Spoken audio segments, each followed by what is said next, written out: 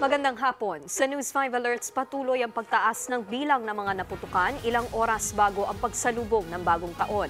Sa pinakabagong tala ng Department of Health, 8 ang dumagdag sa listahan ng firecracker-related injuries. Kabilang na riyan ang isang bata na 4 na taong gulang na naputulan ng lahat ng daliri sa kanang kamay matapos masabugan ng sinindihan na dart bomb. Sa kabuuan, pumalo na sa 115 ang firecracker-related injuries sa bansa.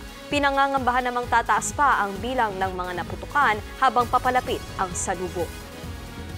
Tiniyak ng LTFRB na walang mangyayaring krisis sa transportasyon pagsapit ng susunod na taon.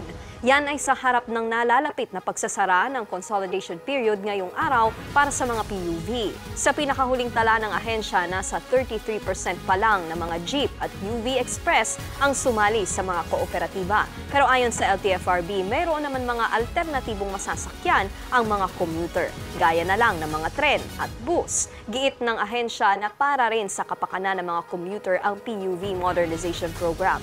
Nauna nang sinabi ng mga transport group na magkakaroon ng krisis sa transportasyon kapag inalisan ng prangkisa ang mga hindi susunod sa consolidation.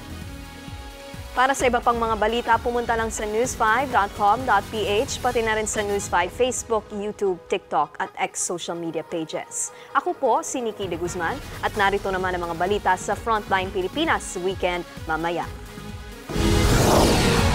Exclusive. Hey, you have a gun?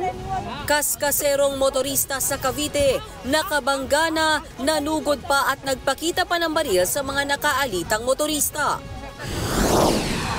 Fireworks capital of the Philippines sa Bukawi, Bulacan. Dinumog ng mga naghahabol bumili ng paputok bago ang pagsalubong sa 2024. At mga taga-Tondo sa Maynila, paano nga ba sasalubungin ang bagong taon ganong bawal na magpaputok sa lungsod? Yan at iba pang mga balita at impormasyong hatid ng inyong kasangga sa pagbabalita. Frontline Pilipinas Weekend, mamayang 5:30 p.m.